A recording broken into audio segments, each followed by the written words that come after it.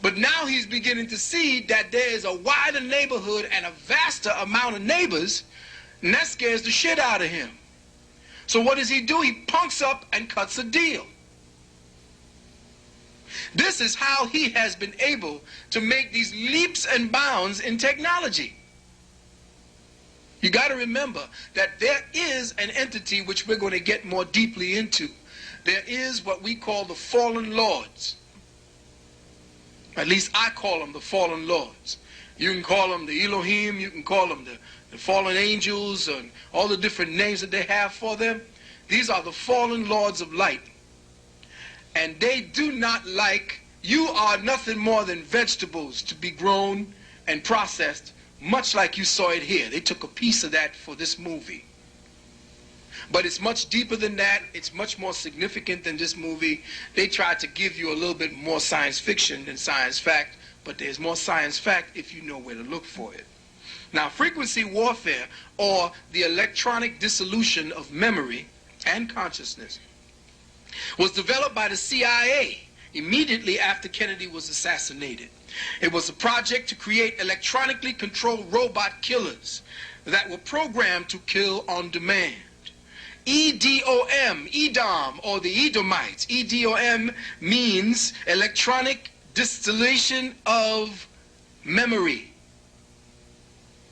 They change your memory around, who you are, and take away your identity so that the identity you have belongs to them, and you kill on demand based upon what they want you to do.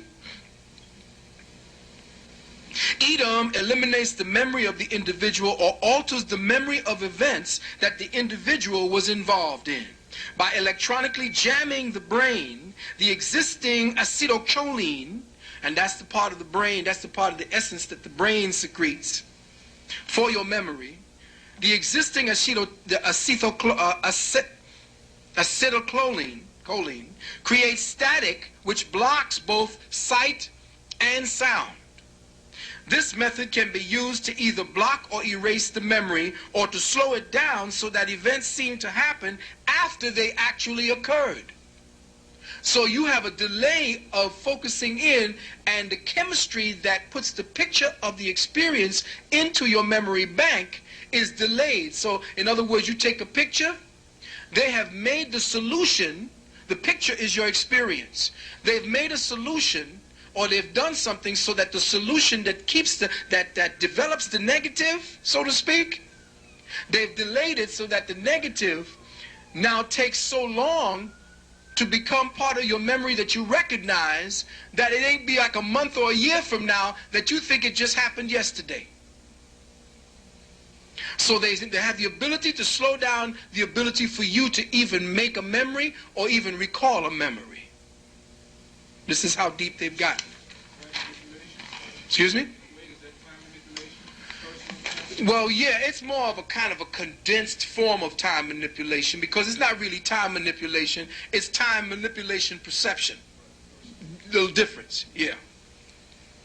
Now, biological radio effects, this is again part of the technological, which is going to lead you into the biospiritual form of mind control. The use of very low frequency and ultrasonic affecting both electrical behavior within the brain and actual brain tissue. They have technological devices that they now have circling the planet that can affect the electrical pulses in your brain as well as the tissue of the brain in such a way to force behavioral modification and changes. There is the capability now to bounce pulses of 7 to 12 hertz off the 8 hertz ionosphere. Now, the ionospheric envelope that we are in, they can bounce these particular 7 to 12 hertz waves off of it, and within 3 pulses, entrain crazy and bizarre forms of energies into your brain, which in turn now enlists crazy and bizarre behavior. So they could seed war or peace. They could seed fights, riots, and so forth, based upon manipulation through very low frequency, or what is known as VLFs, and ultrasonic frequencies. All right? Now we're going to just speak about how they are going to get into dealing with mind control on a more subtle and a lot more insidious level. Because everybody's hip to what they're going to see. You're going to knock on your head and find a chip. It ain't going to be like that anymore. You're going to be the chip. You're going to be the one that is your own mind control based upon what they do to the biology in your body. Now listen very carefully. The blood is the river of life. It is also the river of light. Be very clear. It is not only the circulation of nutrients, but also the circulation of consciousness. Blood is the circulation of physiological consciousness, biospiritual consciousness. It is within the blood that you find all of the components necessary to coalesce, bring together, to bring you to higher levels of awareness. If your blood stinks, if it's filthy, if it is depraved, if it is full of garbage, you cannot enlist, or you cannot filter higher light waves through such a bloodstream and then have it convert to intelligence. It is impossible. If the blood is polluted, there is no way for you to convert higher fields of light codes into higher fields of light intelligence. It isn't going to work. Spirit feels its essence in matter. Spirit has no feelings.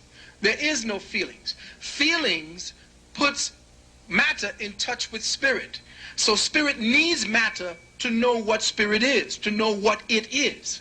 So there ain't nobody floating around there and knowing everything, and I know what you feel like, trying to call on some ghost or some entity that never took on a physical form. Forget it. They don't give a shit about you. There is no empathy. They need to have physiological experience in order for them to set up an empathic bridge between the physical and the spiritual, so that you can now, that's where your ancestors come in. That empathic bridge is based upon them having been in corporeal life. Once you're in corporeal life, the spirit has been changed. It has been quickened in such a way that it yearns to get back in there. That's where you put all kind of experiences on the soul, which is essentially the bridge between the spirit and the physical. So spirit feels its essence in matter. Matter, listen carefully, children. Matter is an envelope that seals the spirit at specific levels of awareness. Matter is an envelope that seals the spirit in to the flesh at specific levels of awareness. How light manipulates the envelope determines how the envelope is refined in order to expand it to allow the spirit to feel itself at higher and ever higher levels of awareness and consciousness. Check. Did you get what I just said? Follow me and stay with me, because it's going to get deeper. Once you get this perception in, your cells are now jumping around saying, oh man, more. Feed. Oh, this is like ice cream. Feed me. Because when you start getting into the knowledge or the meal that is the self, you become insatiable. And then all of this physical bullshit don't mean nothing, because you no longer have what? The appetite for it. Check? All right. How light manipulates the envelope, and I'm talking about sunlight, not this light. How light manipulates the envelope determines how the envelope is refined in order to expand that envelope to allow the spirit to feel itself. Remember I said its words, to feel itself at higher and ever higher levels of awareness and consciousness. To control the evolutionary advancement of the flesh, the spiritual advancement of man as well, one must seal and maintain the present envelope at its present level of self-awareness. Now, did you follow me when I said that? Because here's what is necessary to keep you in check. I'm going to repeat it now. To control the evolutionary advancement, that is the spiritual advancement and the spiritual awareness of man, one must seal and maintain the present envelope structure which means the present perceptual matrix, the present, that's a window, this is a mic, this is a desk kind of scenario. But these are not what I just said. These are agreements based upon our agreement to perceive them as such. Remember, I said that matter is a biphenomenal effect. And the only way matter becomes hard is through the agency of man's focus.